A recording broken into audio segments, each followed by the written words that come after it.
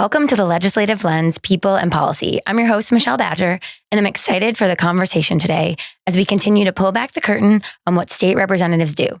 Today, we're focused on something that's fundamental to how Beacon Hill operates, but often is misunderstood and not given the attention it deserves: committee work.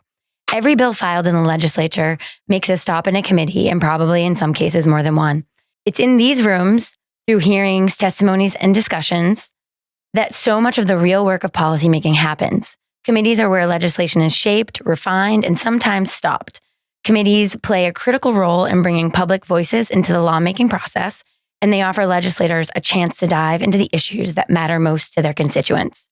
To help us unpack what really goes on inside these rooms, I'm joined by two wonderful colleagues. First, Rep. Mark Sylvia, a fellow freshman legislator representing the 10th District, consisting of parts of Acushnet and New Bedford and all of Fairhaven, Marion, Mattapoisett, and Rochester. For those of you who think that name sounds a little familiar, Mark was worked as our town manager for, most of the 2000s. And Mark also worked in the Governor Patrick's administration as Undersecretary for Energy and has worked in the clean energy sector for many years. Thank you for being here and welcome to the podcast, Mark. My pleasure to be here. And also we have Rep. Sean Garballey, who was elected in 2008 to represent the 23rd Middlesex District, which consists of parts of Arlington and Medford. He also currently serves as the chair of the Joint Committee on Tourism, Arts, and Cultural Development. Sean has worked years of experience in the House and brings deep insight into what it means to be on a committee and has been a chair for a number of years. His understanding of how bills move or don't through the process is invaluable to our conversation. Thank you so much for joining us today, Sean. Welcome to the podcast. Thank you for having me, Representative. Thank you. Thank you for coming. So whether you're someone who's passionate about how laws are made or just curious about what actually happens after a bill is filed, you're in the right place for our conversation. All right, so let's start to deep dive in our conversation. To lay that foundation for our discussion of committees, I just wanted to give a little bit more insight and information for the two of you. So I'm on housing, higher ed, emergency preparedness and management, and federal funding and policy and accountability. Mark, before we get too far, can you share with us what committees you're on? Sure. I'm on the Joint Committee on Environment and Natural Resources, the Joint Committee on Labor and Workforce Development. You and I serve together on the House Federal Funding Committee, and I'm also on the House Climate Action and Sustainability Committee. Perfect. Thank you. And Sean, I know you've been around for a number of years, and so right now as a committee chair, you have that. But can you tell us some of the committees you've been on, the committee you've chaired in the past, and kind of if you feel there's one that you have like a bigger impact on you and your kind of view as a legislator? Sure. So last session and the session before that, so the last 4 years, I served as the House Chair of the Global Warming and Climate Change Committee. It has been renamed. Rep. Sylvia just mentioned it's the same one that he serves on now. Before that time, I served for a number of years on the Ways and Means Committee, Healthcare Finance, election laws, and probably one of my favorites, certainly higher education. Thank you for sharing that. And I know, backing up a little bit even further, I know when we were first elected, we were asked by the Speaker and the Speaker's office, once we were sworn in, what kind of committees we were interested in. We all get an opportunity to, and I believe it's the same for existing legislators, only you do at the end of the last session. And I have an opportunity to say, these are the topics and areas I'm really interested in. This is my background. And that's taken into consideration, I am assuming, as we are assigned to our committees. And so the other piece to kind of give a little bit more background is we file our bills by the third Friday in January of a new session. Then the clerk and the work on the bills. And in March, we receive our committee assignments or in some sort of timeline of that. But that's what we experienced this time. All 7,000 plus bills are assigned to a committee.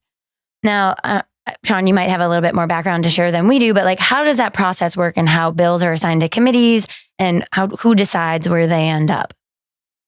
It's a great question.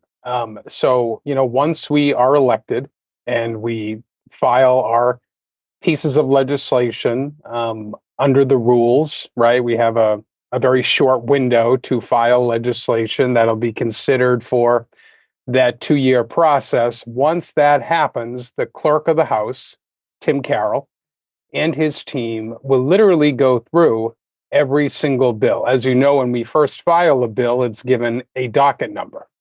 So advocates and constituents and legislators can track the pieces of legislation that we have filed and the pieces of legislation that our colleagues have filed. But it doesn't stay a docket number.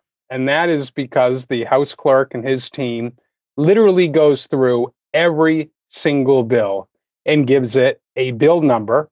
And because of the content or the issue focus that the bill is trying to address, makes the decision of where the bill is best to go in terms of its policy and what it's hoping to accomplish. And from there, the clerk will refer it to a joint committee.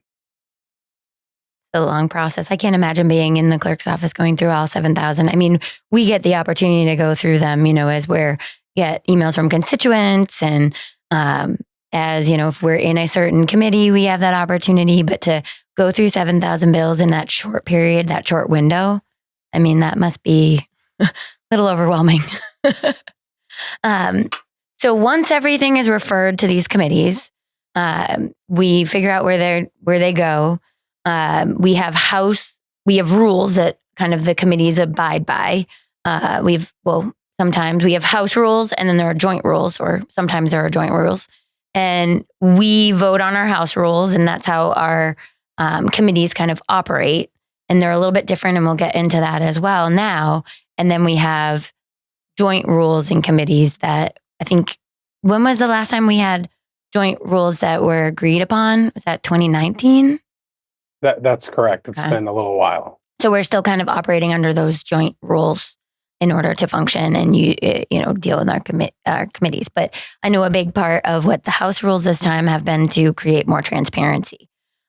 So it's signed. It's time for the hearing process. What is the purpose in your eyes, in both of your eyes, whoever wants to answer this question, of a public hearing in the committee process? Where we have information and bill topic specific, but that isn't always the case. So what is the purpose of these committee hearings and testimony? I'll yield to the gentleman from Arlington. It's a great question. And for me, it's about constituents, right? It's about that opportunity to have all of our constituents across the Commonwealth who want to weigh in on a piece of legislation that is important to them, important to their families, important to their community, to be able to access their legislators by coming into the State House and testifying on a piece of legislation, or doing it remotely, from one of their cities or towns, and being able to weigh in on an issue that's important to them. To me, that is the most important part of a hearing, because it allows us as members of a committee, or as a chair or a vice chair of a committee, to really be able to take in that feedback.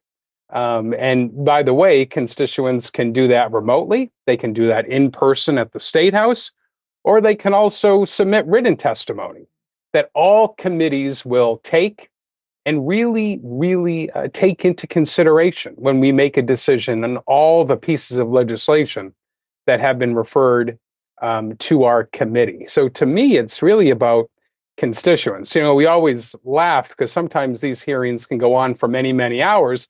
Sometimes our colleagues are taken out of turn in the beginning of these committee hearings, and they want to be heard. And I don't think there's anything wrong with that, right? I think it's great to hear from our colleagues. I know I do it. Mm-hmm.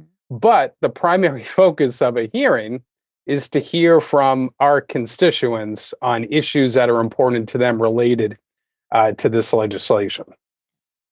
Yeah, and I would just kind of from the new representative perspective, a lot of bills are refiles from previous sessions.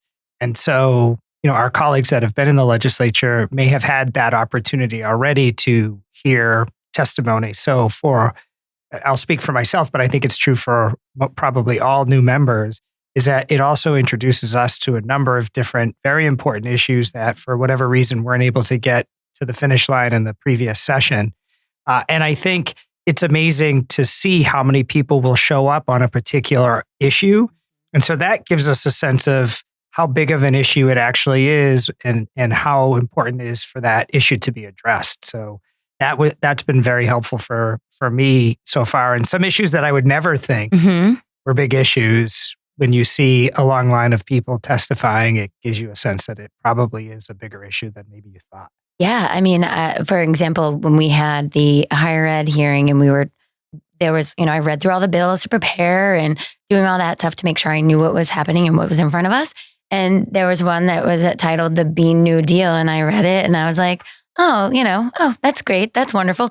I never thought we'd have as many people come forth. I think that was probably at least 2/3 of the hearing were the people talking about the Bean New Deal, which I hadn't really given that kind of weight to. Right. But it was very interesting. People from all different kind of points of view sharing it. And I think going back to, what you've both said is that constituents, their voice being heard is the most important part. And that is kind of through each of the podcasts that we've had. This is number 4, I believe. And that's the theme. Like, I think, and that's what we really want to kind of drive home in all of these conversations we have is, if we don't hear from people, whether you're in here coming and seeing us and talking to us, or if you're coming to testify or whatever, if we don't hear from you, we don't know it's an issue, or if you're sending us an email. So that's why it's so important. I mean, you learn so much in these hearings. We learn so much about each other and how members think and ask questions, and learn so much about how people are coming at a topic. I don't know, has there been something that surprised you in your time, Mark?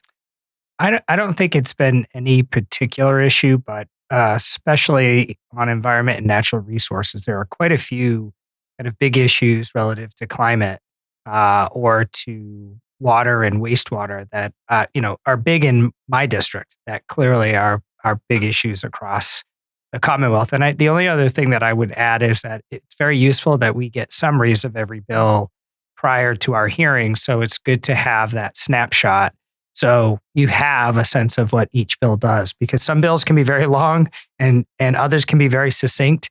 But having that summary from the committee staff is definitely helpful as we hear testimony from people or read written testimony from people.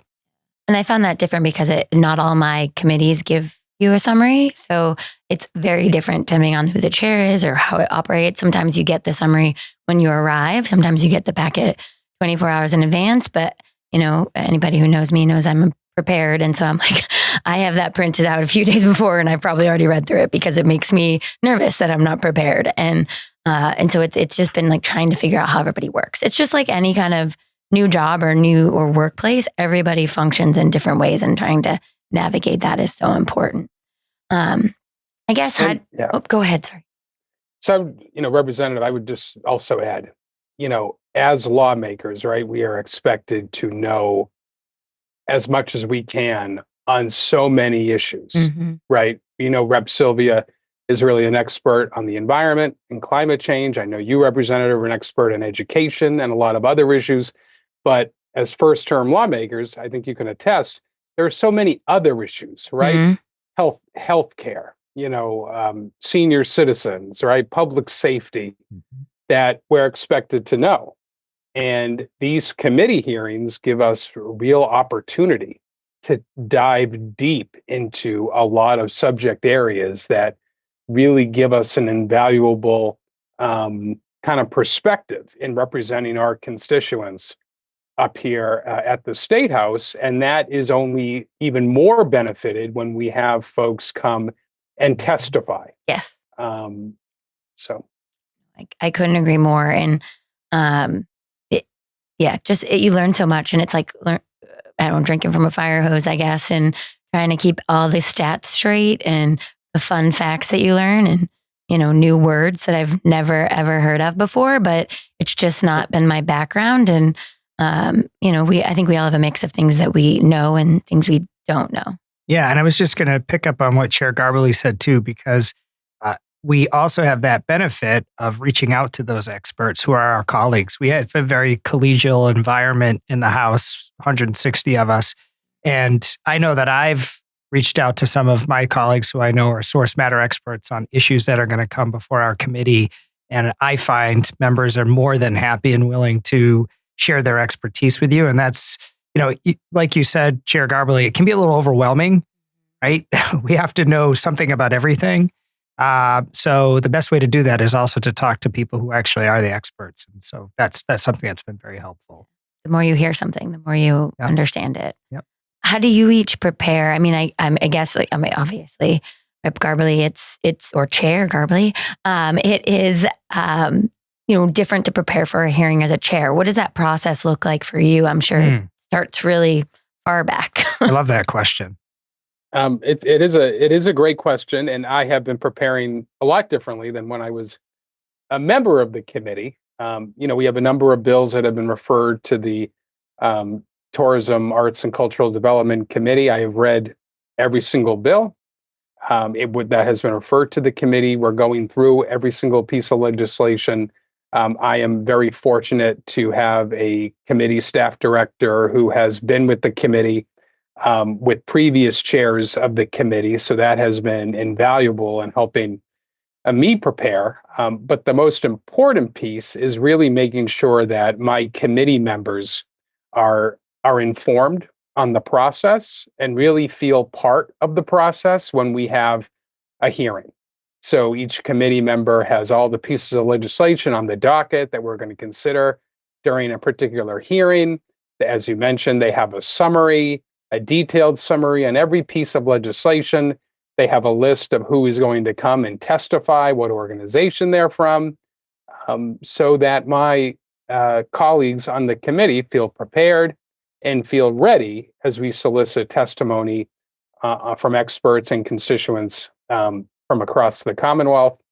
And it's been really good so far. We've also done a lot of tours around the Commonwealth, and I've been everywhere. I was recently down with you, Representative, to see Plymouth during a legislative breakfast, and so I'm really learning a lot about the importance of tourism and arts and culture in our economy across the Commonwealth. But preparing for these hearings, making sure that the members of the committee are completely ready when that hearing comes up.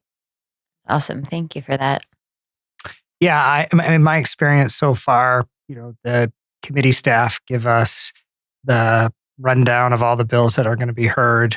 Prior to the committee hearing, we'll get information, which is those summary sheets. A copy of the actual bill language, and then a summary sheet. It also refers to if it's a refile, what action's been taken in a previous session, which is actually really informative.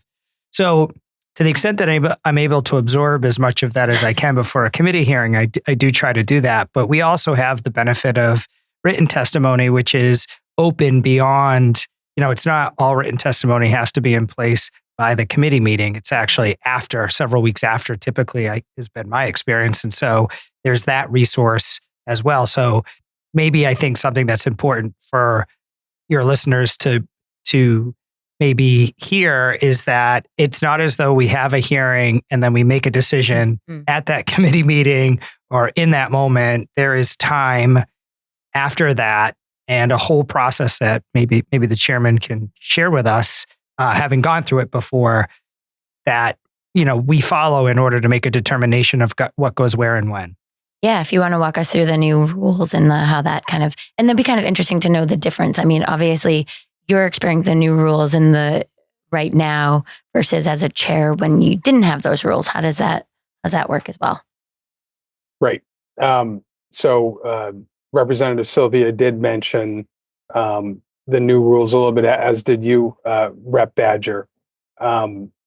So the biggest change to House rules, obviously, we're trying to inject further transparency in how the legislative process is conducted. I guess the biggest rule change I would point to would be House Rule 27. And to me, that is really, really important and invaluable. And the goal is to get legislation to the committee hearings, through the pipeline, and through the process as quickly as possible.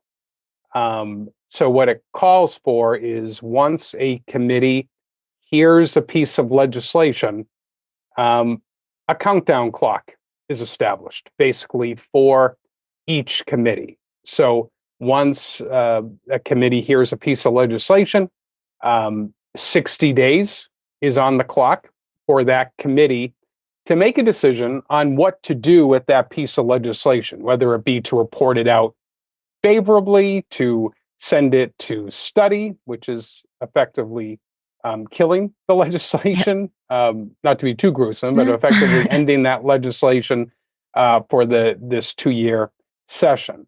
There's also written into the House Rule 27, beyond the 60 days, the possibility of a 30-day extension. And that is in there to really give the committee the ability to do its work, right? To solicit feedback from the members, as Rep. Sylvia mentioned, to get more testimony from the public, but mainly, to allow the committee to really do their work and be prepared to make a decision on a piece of legislation. So I'm excited about House Rule 27. I think it's obviously going to call for more transparency, but also the ability to try to get legislation through the pipeline and obviously to the floor as quickly as possible. I think it's a really great way. I'm with you. I think the 60-day window is really good. So there's not, we hear a lot of, or before we were elected, you hear a lot of, oh, everything gets done at the end of the term or nothing gets done at all. And this is making sure that things are done along the way. And it's not that that was what was happening or that was the intent, but it was the appearance of, I get like the amount of committee work you have to do and the amount of bills you have to go through. I can totally understand why a chair would have wanted to listen to all the bills and then come, then at the end, make those decisions of like, how do we move this through? Let's figure out what needs to change. And having that time to make a really decent, solid bill, because that's the point of a committee work. It's a point is to go through, and learn all what could be a unintended consequence. What is this actually saying? Does it have teeth? Like, does it, if we put it out there, does it really do anything? Or is it just say, this would be a really great idea, but doesn't have anything that holds people to actually do it? So there's so many things to consider. And another thing I think you brought up and I kind of alluded to is sometimes the committee hearings aren't just about, here's a bill. Sometimes we've had informative. I know we just had an informative, was that this week or last week? I can't remember, with our federal funding. And by an informative hearing, it's let's listen to the experts, people who know way more than we do about that topic and really helps to kind of inform you as you move forward. I know in housing, we had 2 sessions full. I mean, I don't know, 5 hours a piece, probably, if not more, just listening to people who know more about housing, our advocates, are, they were invited to speak because they knew something about a topic that we would be in front of us and was really helpful to kind of put your brain in a space and an understanding of what these housing topics are. Because we can all understand them in the larger area. We know we're 220,000 housing units short, but what does that mean? And how do we fix that? Where do we go forward? And these all gave you kind of some ideas of what we might be able to do. And to your point, Representative, you mentioned the federal funding committee that I believe is chaired by Chair Lenatra. Yes. We are going to be doing a joint hearing with her committee and my committee sometime in, we have a date, but we're trying to figure out the details, but sometime in July, to go over the federal funding cuts to arts, culture, and tourism industry. So we're going to have policy experts come before that hearing, which I think will be very informative. The one we just had was really helpful. Yeah. And I look forward to hearing that because I know that's the focus of that committee. And Representative Lenatra and I have talked several times about how, it's about identifying those areas that, whether it's arts and culture or if it's public health or how is what's happening on the federal level affecting us in Massachusetts. And that's, I think I just had office hours last night and I'm sure you all have had them in yours or emails where people are like, what does this mean? What does this mean for the library? What does this mean for how is that going to affect us? And so I think this is really helpful for all of us. And, I was talking to a constituent the other day. I was like, how do I know what's happening and how do I follow it? And I was sad that I learned on the legislative legislative.gov, you can't follow a committee. I was like, follow federal funding, but you can follow bills. And so I was like, well, let's do it this way and let's figure this out. But because I think what's going to happen in that committee, and is happening in all of the committees really, but in that committee specifically, is helping people understand the actual effects of what's happening in DC, which so often can be really confusing and kind of frightening in some ways. I guess, can you tell us a little bit more? You've kind of alluded to kind of your role as chair. You've read everything. How do you decide like what bills go together when you kind of, all that kind of process? And like, what is that role of your vice chair? Like, I guess everybody's vice chair relationship is different. How does that work?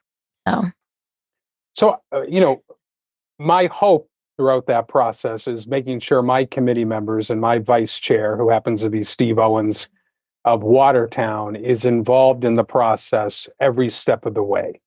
So I invite them to hearings I have. I invite them to meetings I have on each piece of legislation with stakeholders. So what we focus on in terms of determining how the hearings are going to be structured is really through content area. So we'll have a hearing on arts, we'll have a hearing on culture and tourism, and we'll have a hearing on libraries, because the big issue this term is really around banning books, quite frankly. There are a lot of pieces of legislation around that, so that'll be one hearing, and then another hearing will be focused on arts, and then another hearing will be focused on tourism. And that really, helps group all of the specific content areas within one committee. It also makes it easier for those who want to testify, who might be policy area experts, to come to that hearing rather than having to come to every single hearing, right? So we try to be cognizant of people's time as well in preparing for each hearing we have. And what is that relationship with the Senate? Like, how does that work with your Senate chair, co-chair? So I would say every joint committee is a little different. I think, you could hear examples where it's not that fruitful. For me, it's been great. I have a really good partner in my co-chair on the Senate side, Chair Paul Mark, and he's been really great to work with. We haven't had any disagreements on how the committee bills should be structured, which has been easy. I will be honest with you. I know for sure not every committee is the same. Oh yeah. And so I'm very fortunate to be able to have a co-chair where we are collaborative and working together to set up these hearings and to try to get to a place where we can report important pieces of legislation out favorably. Thank you for that. Now you keep talking about how things are reported out. We kind of talked a little bit about that. If a bill is reported out favorably, I haven't had any votes in any of my committees. I don't know if you have, Mark. If it's reported out favorably, and there's different things that can happen to it, can you tell us what can happen to a bill that's reported out? Sure. So keep in mind that this is my first term as a chair that has legislation. I was a chair of a previous committee that actually did not have legislation referred to it, but based on my knowledge of being in the legislature for a long period of time and presiding over session, what I do know is that once the committee chair reports a bill out favorably, then it goes to the next committee. So that would most likely be the committees on second reading, which is the Committee on Policy and Steering, which is chaired by Chair Kevin Honan of Boston. And then if the bill is referred after that, depending on the type of bill it is, if it's a money bill, which most bills are nowadays, it would go to the Committee on Ways and Means.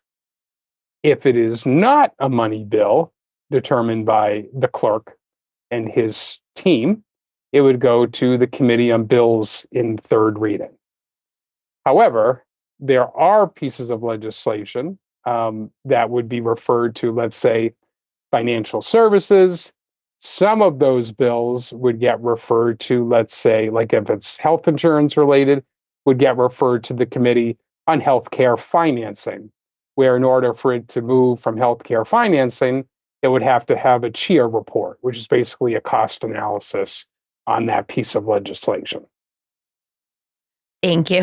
I know there's so many different options, and it's. I don't know if I created more confusion, but I don't think so. I mean, we all understand. You understand. It's just the concept of watching. I've been on the other side, paying attention and watching different bills from the school committee perspective. But to see it and think like, okay, it's in this for 60 days, and then if it gets seen, and then it goes somewhere else, and that's another 60 days once it's heard.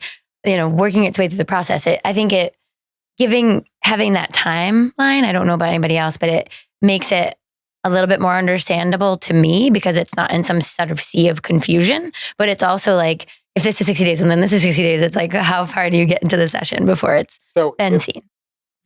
So if I can, because I think, your viewers, and I think the three of us are included, and I'm included in this, sometimes it can be frustrating when you care very deeply about a piece of legislation and it fails every 2 years. It can be frustrating. It can be annoying. It can also cause people to check out of the political process. And I totally understand that. And I will say firsthand, one of my primary focuses around a piece of legislation was known as the Macy bill. It was the Massachusetts Inclusive and Concurrent Enrollment Initiative. And it allows students with autism and intellectual disabilities to go to college, right? And I filed the bill, and it took, Michelle, over 10 years to get passed. And every 2 years, we came this much closer, and it would fail. For a few different reasons I don't have to get into right now and probably shouldn't. But it frustrated me to see a bill that you care about, that you think is a no-brainer, get so close, but yet not prevail. After 10 years, it finally made it. Governor Baker signed it into law.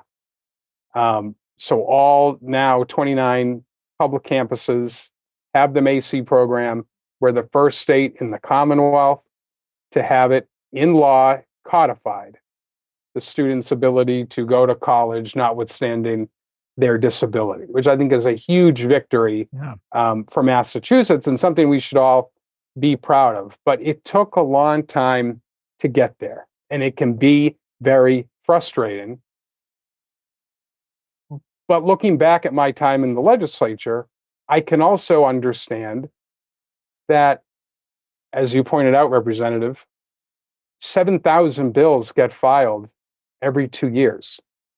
Not every bill is a good bill. Yeah. In our mind, we say, oh, well, I filed it, so it's a good bill. It's not the case. Yeah. And that is the role of a joint committee, to go through every piece of legislation.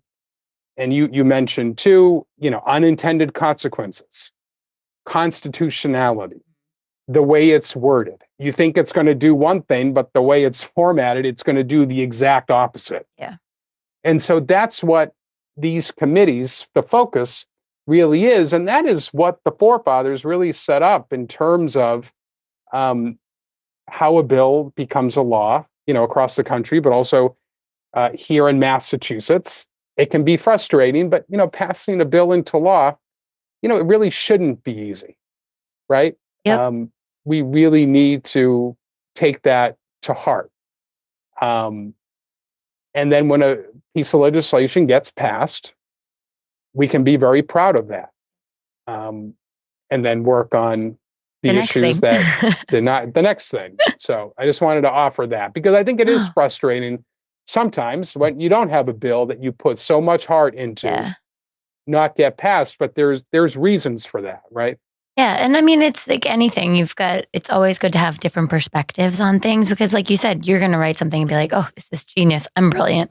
I can't believe this solves the problem. But then you don't know, like, you're not day to day working in a college setting, or you're not day to day working in whatever it might be. And so you don't see like my perspective, and I've said this to other people on free community college is awesome. I love free community college. I think it's great. But would I have preferred that we did the Bright Act before we did free community college? Yes. To me, it was the cart before the horse. And so, but that's because I worked and lived it. And so that's kind of the perspective. Do I want to make sure every student has access to education? Yes. Do we want to be the best education they can have? Yes. Do we want to have seats for them? Yes. And that seats for them and the technology piece was the piece that I think was most frustrating for people who were in my shoes. And so seeing the Bright Act coming up now, I think is really exciting to be able to invest in both our students and in the infrastructure so that we can be educating our students at the best level we can. As the governor just said at our higher ed hearing, making sure that, we've been succeeding despite ourselves. And that's literally what we've been doing in our buildings. So I can totally appreciate that. And it's a good perspective, and congratulations for having the ability to just be like, okay, this is the change I need to make. This is what I need to do, and keep advocating, because that is Macy program is so important to Massachusetts, and we are really lucky. So thank you for doing all that. Yeah. Thank you. All right. So we'll shift gears a little bit. I guess we'll go, Mark, since I haven't really even harassed you at all or asked you any questions. No, I'm learning as we go here. Right? This is a very helpful conversation to have. That's what I've loved about all of these. It's not just about what we can teach what people who are listening to this podcast can get. It's every time I'm like, oh, I need to put that down. I need to write that down or work on that and be a better legislator ourselves. And so, well, maybe we can run a few of these at the next freshman academy. Here's my podcast. Listen to it. But what surprised you most about the committee work so far that you've done? For me, I think it's and not to belabor the point that I think was made by both of you, but the fact that there are well over 7,000 bills, there is a lot that we may or may not end up voting on in session. To know as much as you can about each of the bills that we end up voting on, that can be tough. But through our own staff or even interns, if we have interns, they can attend hearings for other bills that we think are critically important to our district. So there is an opportunity to get better informed through the committee process, even if you're not on that committee, which is something that we have 4 interns this summer, and definitely the interns are going to be going to a number of different committee hearings and sharpening their pencils on providing some summaries. So I think that's one thing that I've learned in a short period of time that will be helpful, is how much can you actually learn about each piece of legislation.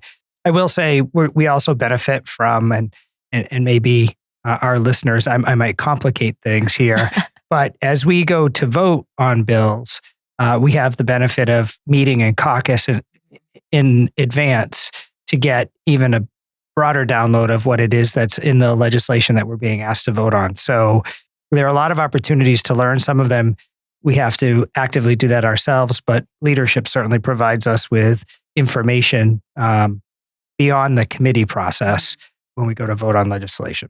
Yeah, because, we, like you said, we can't have background on everything. Right. But there's certainly no lack of information being provided. I mean, the number of briefings and the number of events and things that we are invited to is kind of mind-boggling. And I joke, and this will be the second time on this podcast that I have, or in this, not this one perspective, but in this series, that I have mentioned that sometimes I really want a Hermione's time turner, and I could really use it because there's just so much wonderful information. And I'm really excited. We have 2, maybe 3. We're waiting on the 3rd intern this summer, and just giving them all that wonderful experience. I know when I was an intern in the Senate in college and a fellow in when I was in grad school, it was so helpful and impactful to go to those sessions, because I didn't maybe know anything about healthcare, but I learned a bunch, or I didn't know anything about some of the struggles that our Indigenous people face. And I just happened to be and get the luck of being able to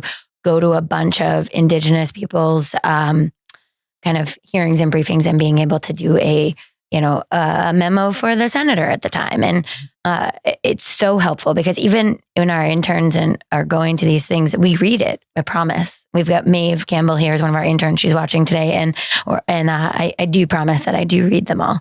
So I think that's really important. The amount of information is incredible. Yeah, I mean the other thing about that whole process. So, on your podcast today, you talked about when bills are filed, and obviously there's a petitioner that files that bill.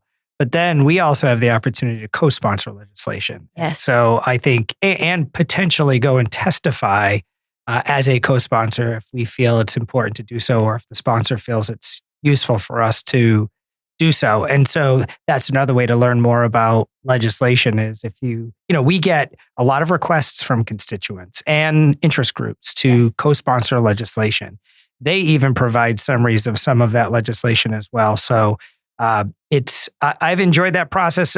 Chair Garballey, we get advice as new members, don't co-sponsor too much, co-sponsor what you want, or hey, if I have a constituent that wants me to co-sponsor, no questions asked, I co-sponsor. I think what I've learned getting that, all of that advice from different representatives is you have to build a process that works well for you and your constituents and not worry too much, but you also don't want to co-sponsor everything under the sun because it also, could minimize the effectiveness of your co-sponsorship, especially if you haven't read the bill. Yeah, that's it. I feel like that's a key, reading it. But I'm curious, Chair Garballey, what advice would you give to a new representative on co-sponsoring legislation? It's a great question. Certainly for me, there's a bandwidth issue, right? In terms of, what do we want to prioritize in? That we want to really put a lot of focus in trying to pass certain legislation. So, my advice is, first of all, make sure you read all of the legislation before you sign on it, sign to co-sponsor it, but also to make sure that that you have the bandwidth. There are legislators that sign on to everything. And I would say that's not the right way to go because we only have a certain bandwidth of what we can prioritize our time and our legislative energy on. But I think you have to make that determination.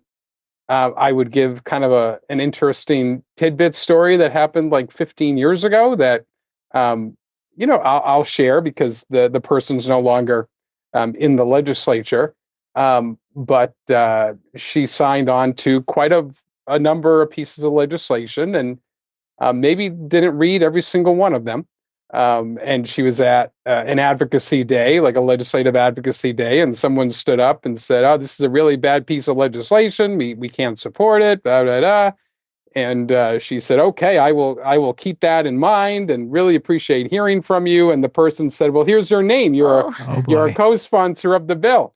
So you just have to be careful that you know what you're signing on to, and by doing that is really read the bill, get an understanding of that, take in the feedback from your constituents on what you're signing on to. I know from personal experience that both of you, Rep. Sylvia and Rep. Badger, are very focused in what you sign on to and very studious and reading everything you sign on to. So Yes. Luckily you won't have that problem. Yes. Fingers crossed. No, I'm fingers crossed. Yeah. Yeah, I don't want to make that mistake. But sometimes you read it, you can read it and you're like, I don't really understand this.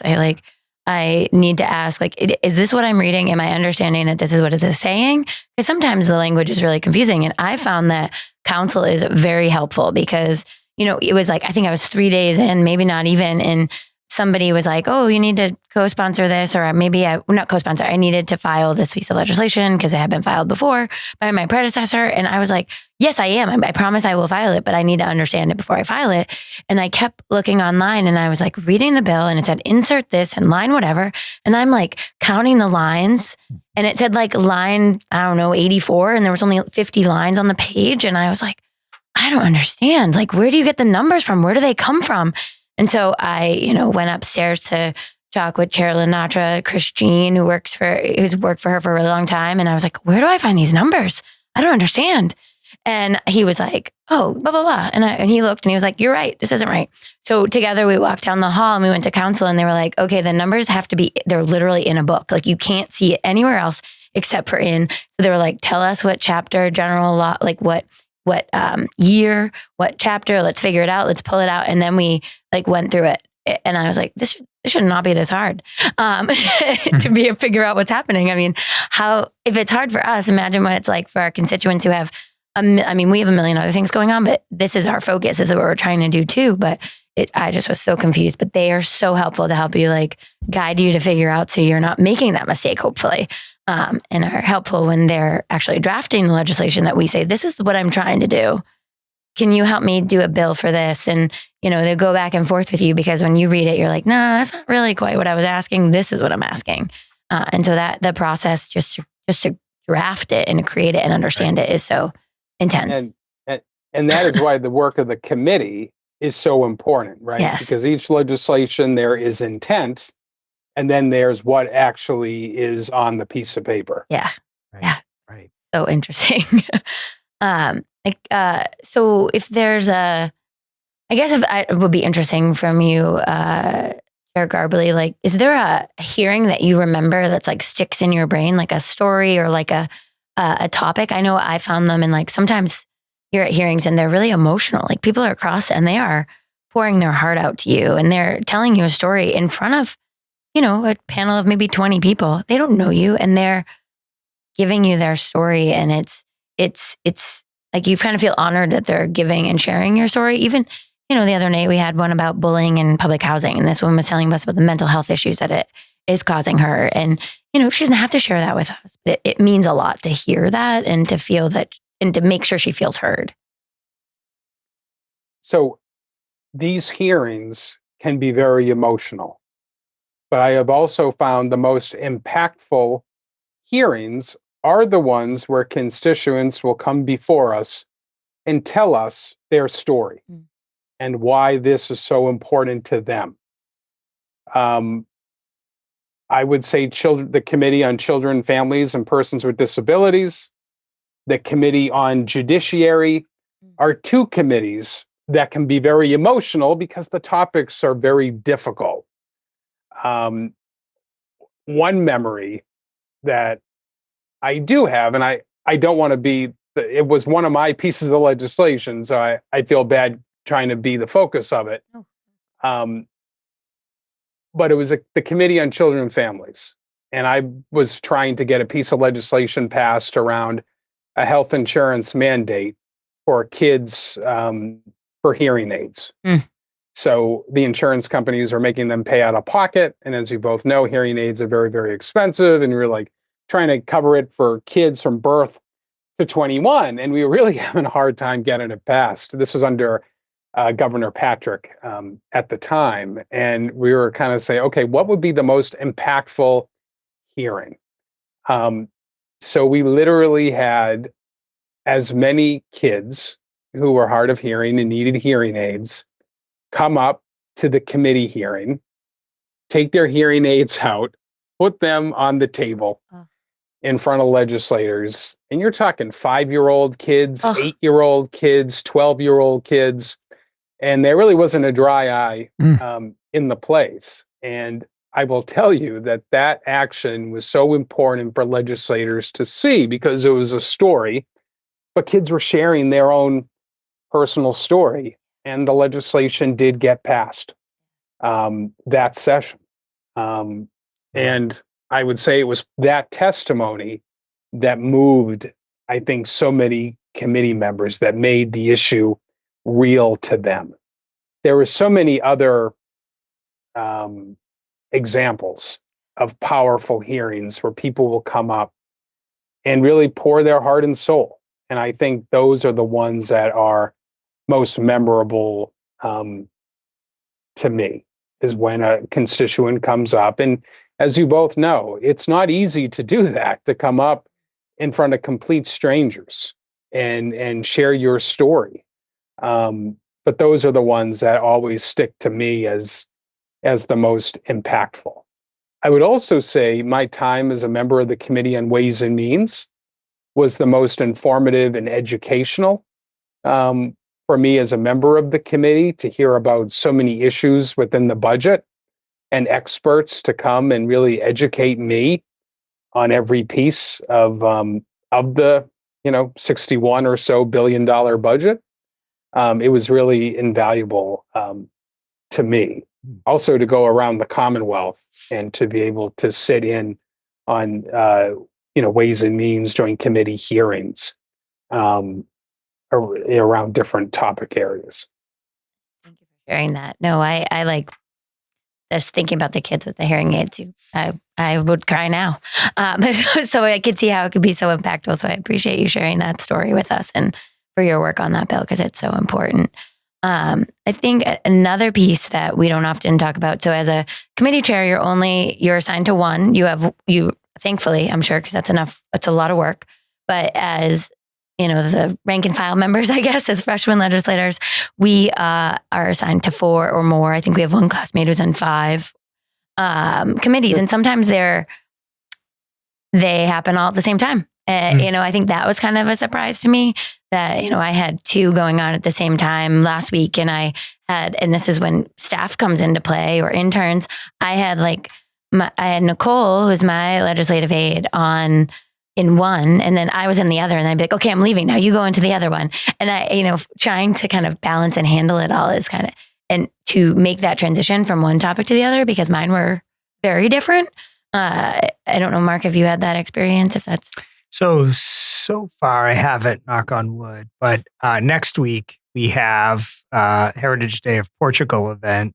And on that same day, I have a committee hearing. And on that same day, I have to testify with a constituent on a bill on dangerous dogs legislation. So you figure out a way to make it all work. And again, it's not just the hearing, right? That's I think something that's important for the listeners to know is that it doesn't stop and start at the committee hearing. It's, both before, during, and after. So there are ways to get caught up, but it can be tough sometimes because especially I think as new representatives, we tend to be a bit of a perfectionist or an assumption that we have to be everywhere all the time, even in our districts. But as we figure out the ways to be most effective, I'm sure it's going to be less stressful for us. But or stressful in a different way. I haven't had that dual committee challenge yet, but it was interesting. I was like, and then I had to testify at the same time I was supposed to be in a committee. And I guess that's another question too.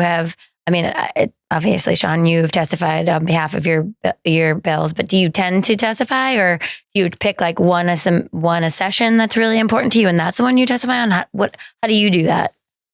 If I testified on every bill I filed, I think I'd lose my mind. Yes. So no, I don't testify on every bill. But I do testify on some bills, right? And I make a decision in terms of what do I really want to prioritize this session on? And I make the decision, do I think this bill could be close? And then I decide, then I testify on it. So I think there's about maybe 12 or 15 bills that I will testify on. Try to be respectful and understanding that, for me, the committee hearings are important for members of the public to be able to be heard. And every time I testify, it stops them from being able to get out of the committee on time. So I try to be respectful to that. But if there is a piece of legislation I'm trying to move forward, and I think we're close, I want to make sure the chair knows that, and the members of the committee, that this is a bill that I really care about. And this is one that I'm going to fight for. But no, I don't testify on every bill. That'd be a lot. Yeah. Yeah. I would say for me so far, my strategy has been, is I have 8 bills that I filed this session. And then of course there's home rule petitions, which is when a city or town through their town meeting or city council authorizes something to be done that requires legislative action, but that's a whole different category. I would say, particularly because it's my first term and because it's not a lot of bills, it's good to get that experience. You get to meet other committee members in the committee process. And I think it's also the case, for example, with the cranberry growers. So 2 of the bills that I filed are refiles on behalf of the cranberry industry.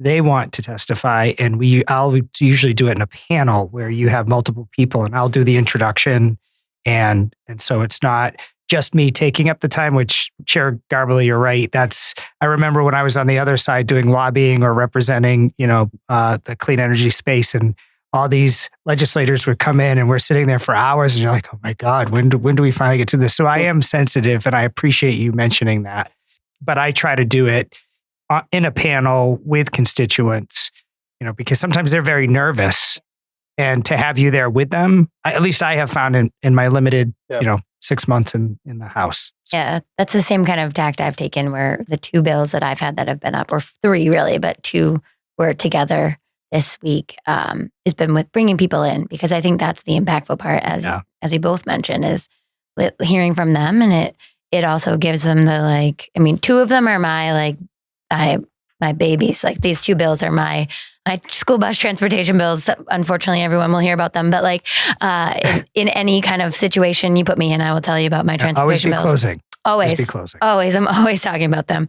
And so those are really important to me. We've been working on them as a school committee member for, years. And so finally getting that to that point, and having, we had our select board, and we had our superintendent, our school business officer. So for me, it was really important to be part of that and do that. And the other bill I did was our universal meals at senior centers. And, unfortunately, the man who gave me the wonderful idea, and we kind of took his ideas and we created the bill. It was on a plane, but our director of HHS here in Plymouth was able to be a part of it. And so that was helpful. And so I think it's important that we do it with them. But bills that a home rule, I don't know, we'll figure out how that all works. I know some of my home rules will probably have some of our constituents in Plymouth come in and have, and go and support them. So yeah, that's a great.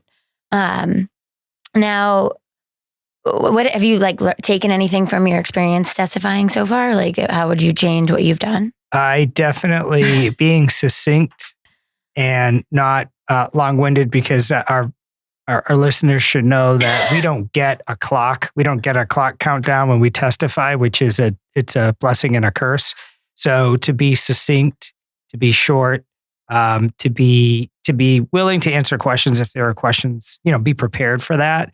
That I think is probably testifying 101, but I think being succinct and allowing others to speak is really important as a legislator. I think the clock is different depending on because I was in a committee, one of them I got a clock, the other one I didn't. Yeah. But I was stayed to my point, because I was like, they don't want me here this long. Yep. They've been here already.